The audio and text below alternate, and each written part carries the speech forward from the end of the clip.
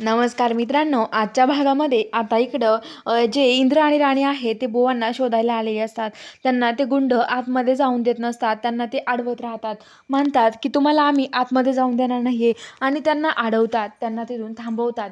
पण आता ते इंद्र आणि राणी जायचा प्रयत्न करतात. तर ते गुंड त्यांना हाणतात. इंद्राच्या तोंडातून त्याच्यातून रक्त येतं. त्यांना सगळे हाणतात आणि आता हाणल्यावरती आता जे इंद्र आणि राणी आहे ते म्हणत असतात की आम्हाला आतमध्ये जायचं आहे, आतमध्ये जाऊ द्या आम्हाला. तर ते जाऊन देत नाही. ते दोघांना खूप हाणतात, पकडून ठेवतात.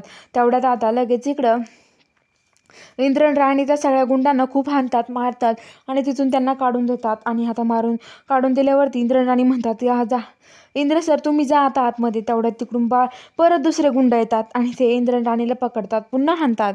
तर आता राणी म्हणते की इंद्र सर तुम्ही त्यांना हाणा ना, आतमध्ये जा, आतमध्ये बुवांना शोधा. आलेच मी आतमध्ये. तर आता इंद्र म्हणतो ठीक आहे आणि इंद्र आता आतमध्ये जातो.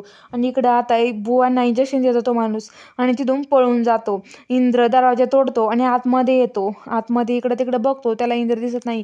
इंद्राला तो माणूस दिसतो. इंद्र त्या माणसाचा पाठलाग करतो.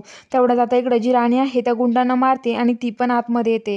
आतमध्ये येऊन बघते तर काय, जे बुवा आहेत ते बेशुद्ध अवस्थेत तिथे पडलेले असतात. राणी बुवांना उठवण्याचा प्रयत्न करते, म्हणत असते की बुवा उठवा ना, उठा ना बुवा, का उठत नाहीये तुम्ही, बुवा उठा ना. पण बुवा काही उठत नसतात. तर ते पूर्ण बेशुद्ध अवस्थेत असते. आणि आता ते म्हणतात की आता कसं उठवायचं बुवांना, असं ती म्हणत असते. तर आता लगेच ती म्हणते की इंद्र सर. तेवढाच इंद्र त्या माणसाला सोडून देतो आणि पळत येतो आणि म्हणतो की लवकर. आता तो म्हणतो की राणी. तर आता राणी आल्या.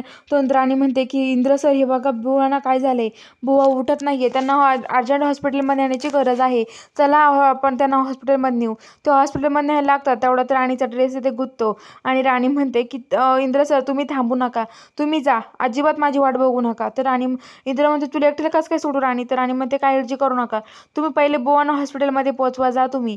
आणि राणी तिथं तिचा ड्रेस गुंतलेला काढत बसते आणि इंद्र आता बुवांना घेऊन हॉस्पिटलमध्ये यायला लागतो. तर इकडं आता जी राणीची आई आहे तिथे ती देवपूजा करत असते. ती ती वाटच बघत असते, बुवा कधी सापडते की नाही. देवाला म्हणत असते लवकरात लवकर आमचे बुवा सापडते. तेवढ्यात आता तिथे जो हा असतो वस्तीतला माणूस येतो आणि तो म्हणतो की अगं तुला माहिती काय झालं अगं राणीच्या आई, अगं आपले बुवा सापडले आहेत.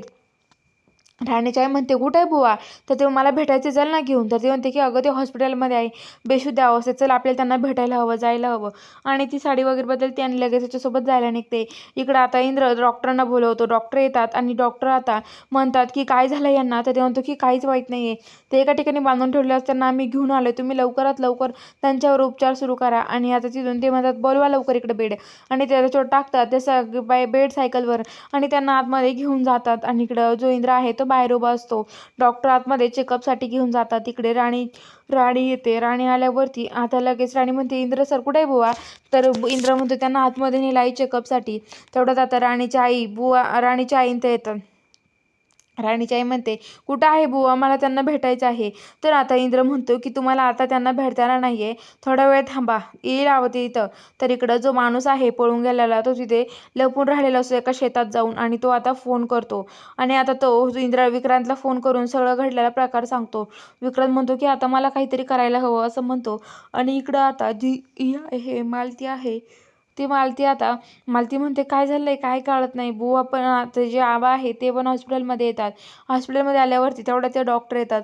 डॉक्टर म्हणतात की हे बघा ते आता आम्ही त्यांची काही गॅरंटी देऊ शकत नाही, कारण की ते शुद्धीवर कधी येतील याच्यावर सगळं अवलंबून आहे. ते कधी शुद्धीवर येईना आम्हाला सुद्धा माहीत नाहीये, त्यामुळे आम्ही त्यांचं काहीच सांगू शकत नाही असं ते म्हणतात. आणि आता इंद्र राणी खूप टेन्शनमध्ये येतात. राणी खूप रडायला लागते. बघूया आता पुढील भागात काय घडणार आहे. बघायला चॅनलला सबस्क्राईब करा.